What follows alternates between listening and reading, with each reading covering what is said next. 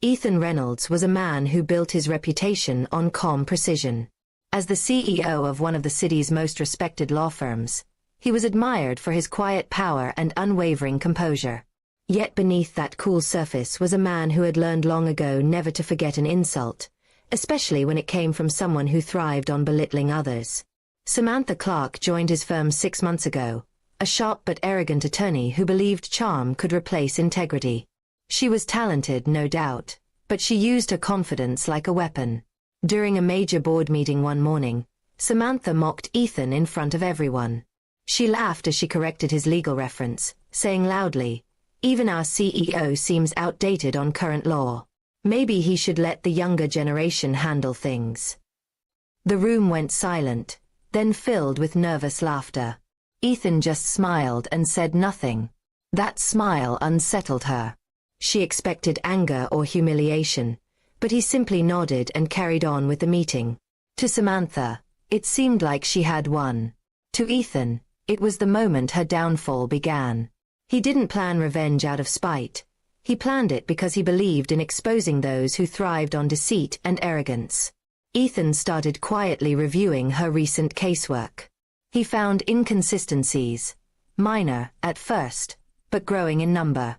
Her case files contained copied arguments from another firm's database. Some of her original legal drafts were actually taken from online sources and slightly rephrased. He didn't confront her immediately. Instead, he started collecting evidence, email trails, timestamps, and client communications that painted a much darker picture. Meanwhile, Samantha continued her rise, unaware that her confidence rested on borrowed ground. She bragged to colleagues that she would soon take over as managing partner. Her arrogance deepened. She began treating support staff like servants and mocking anyone she saw as competition. Ethan simply watched, saying nothing, waiting for the right moment. When the firm was invited to host a public charity gala for the legal community, Ethan saw his chance. It was a grand event. Judges, clients, and media representatives attended. Samantha wore her success like a crown that night, greeting everyone as if she already owned the place.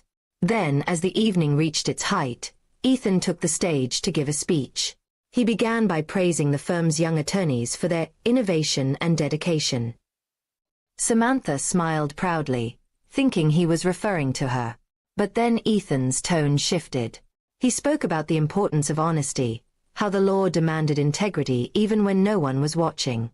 Then calmly, he announced that an internal review had revealed multiple cases of plagiarism, misrepresentation, and unethical conduct within the firm. The hall grew quiet. Ethan never mentioned her name. He didn't need to. On the large screen behind him, the evidence spoke for itself. Document comparisons appeared, showing side-by-side legal arguments, one original, the other copied, all tied to Samantha's initials and timestamps. The audience gasped. Samantha stood frozen, her confident smile vanishing into disbelief. When she tried to speak, Ethan raised a hand gently. "The details will be handled privately through the disciplinary board," he said, his voice steady. "But tonight, we remind ourselves that reputation is earned through honesty, not stolen through arrogance." The applause that followed wasn't loud. It was slow and deliberate, filled with understanding and respect. Samantha left the event before it ended. The next morning, her desk was empty, her access revoked. Within days, her license was suspended pending investigation. She tried to accuse Ethan of sabotage, but every piece of evidence led back to her own carelessness. No one believed her anymore. Ethan never spoke about the incident again. When asked, he simply said, "Truth reveals itself when silence does the talking." Under his leadership, the firm grew stronger, more united.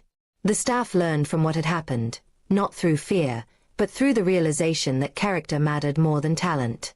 Months later, Ethan received a handwritten note with no return address. It was from Samantha. "You didn't destroy me," it read. "You taught me what real success looks like. I'm starting over, this time with honesty." He smiled faintly and placed the note in his drawer, closing it quietly. He never sought revenge, only truth. And in the end, Truth had done what words never could. It restored dignity to those who deserved it and humbled the one who had forgotten its value. Ethan returned to his work, not as a man who won a war, but as one who proved that silence can be the loudest form of justice.